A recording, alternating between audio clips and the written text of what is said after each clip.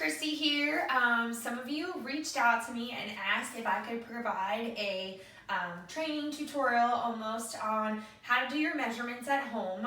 If you're just starting out, this is the best way to track your progress. The scale can be extremely deceiving. Remember, we're not going for weight on the scale, we're going for fat loss, which you're gonna lose a ton of inches. So obviously going by how your clothes fit and taking progress pictures are super important, but using a measuring tape on yourself is one of the best ways. So I wanted to show you guys how to be consistent with your measurements at home to really measure how well you're doing, okay? So for your waist measurement, the best way to do it on yourself, you want to kind of do it in a mirror so that you can make sure you're measuring parallel and not kind of crooked. So for your waist measurement, usually if someone was doing it to you, they were going to eyeball the smallest space of your waist, but so we can't see our own waist, I want you guys to go by your belly button, okay? Your belly button's not really going to move very much, so what I want you to do is go by belly button height. Okay, you stand sideways in the mirror to make sure that it's parallel. And what I want you to do is pull it around in front of you and hook it together, okay? And stand up nice and tall. You're gonna find the spot that it meets and pinch it there in your finger, because what you don't wanna do is lean down like this to look at it, because then you're gonna add some excess inches in there, okay? So I just added about 2 inches by leaning down. So you wanna stand up super tall, find where it meets, put your thumb on there, and then pull it off and get the thumb measurement. That's how you do your waist, okay? The hip measurement is a little more difficult. What you wanna kind of try to do, so right here is your inguinal ligament. You feel it as you pull the knee up, okay, the little crease that we create there. The best way to do your own waist measurement is to utilize that spot. Again, standing sideways in the mirror to make sure that you are keeping it flat, like it's not going up high or sinking down low. You're going to stand up nice and tall, find that spot where it connects, put your thumb on there, and boom, pull it away.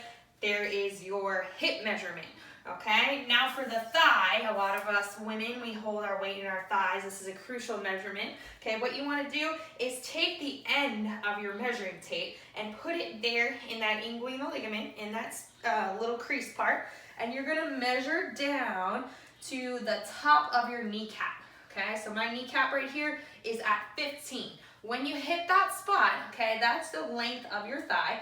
Half of 15 is going to be 7.5, so I am going to put my finger there, and that is going to be my measurement spot, okay? So you always want to measure halfway on the thigh, because if you were to measure down here or up here one time, your measurement's going to be very off. So you're going to, again, make sure it's pretty flat, bring it around, and see where it connects, and that is going to be your thigh measurement. Again, so if I were to pull it down a little bit and I didn't measure halfway, I lost an inch there, but if I went a little bit higher, I gained an inch there, okay? So making sure that you measure halfway on your thigh is super important.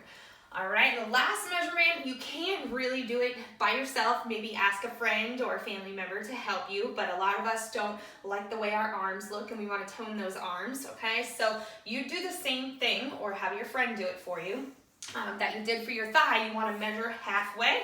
So what you would do is palpate this bone right here, okay? You feel it in your shoulder, a little bit in your back, okay? And you're gonna put the measuring tape there, okay? And measure all the way down to where your elbow bone is, so right here. And again, you'll take halfway and then put the measuring tape around the outside. You could probably try to do it in your own mirror. It's just a little difficult trying to do it with one arm. That might be one that you want somebody to help you with. Again, this is the best way to measure your progress, okay?